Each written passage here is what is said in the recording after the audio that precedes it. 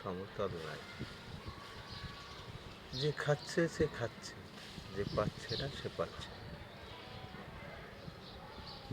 যে খাইতেছে সে শুধুই খাইতেছে, খাচ্ছে আর খাচ্ছে। যে পাচ্ছে না সে পাচ্ছে না। এগুলো কে ঠিক করবে? কিভাবে ঠিক হবে? আল্লাহই ভালো জানে। আল্লাহ সবাই তৌফিক দান করুন। এবং সাথে সাথে মানুষ, একটা গান আছে, মানুষ মানুষের জন্য, জীবন জীবনের জন্য একটু সহানুভূতি কি পেতে পারে না ও বন্ধু? মানুষ মানুষের জন্য। এটা এই সেন্সে বললাম যে কিছু লোক আছে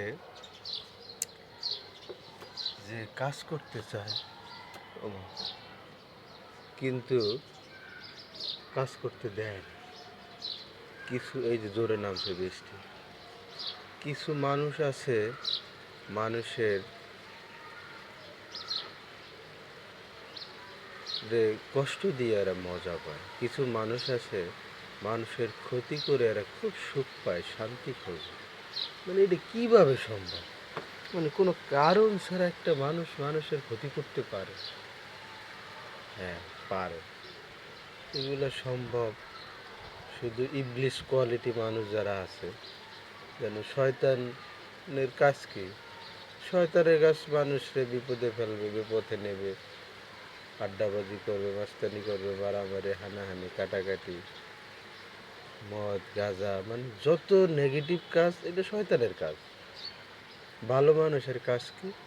মানুষের উপকার করবে। এরকম হাজারো ভালো মানুষ পৃথিবীতে আছে। হিন্দু, বৌদ্ধ, খ্রিস্টান, মুসলিম, শুধু যে মুসলিম নয়, আমাদের মুসলিম থেকে এখন অন্য ধর্মের লোকগুলো আন্তরিক বেশি। মানুষ মানুষের জন্য কাজ করে। আমরা শুধু নামই, কাজটা খুঁজে পাচ্ছি আমি, কোথাও পাচ্ছি না। যে মানুষ এমন একটা জিনিস যার ভিতরে ন্যূনতম কোনো হুঁশ নেই, সে তো মানুষের ভিতর পড়তে পারে না, তাই না?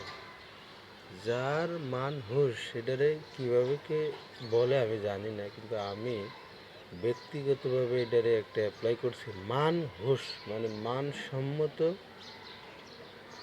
কারো যদি হুঁশ না থাকে সে মানুষের ভিতর পড়ে না। আর মানসম্মত হুঁশটা কী জিনিস? নেশা করা, মানুষের ক্ষতি করা না। তাহলে জিনিসটা কি? এই যে প্রকৃতি সুন্দর, এই যে নিম গাছ, একটা কাঁঠাল গাছ, একটা আম গাছ, যেমন জলবায়ু পরিবর্তনের জন্য সবচাইতে ভূমিকা রাখে গাছগুলো। আমরা যদি গাছগুলোর কেটে ফেলি, অক্সিজেন পাবো? বাতাস, আলো বাতাস, অক্সিজেন, এগুলো পাবো? পাবো না। কী আসবে? ভয়াবহ প্রচণ্ড রৌদ্র, মানে খরা, তাপমাত্রা বৃদ্ধি পায়।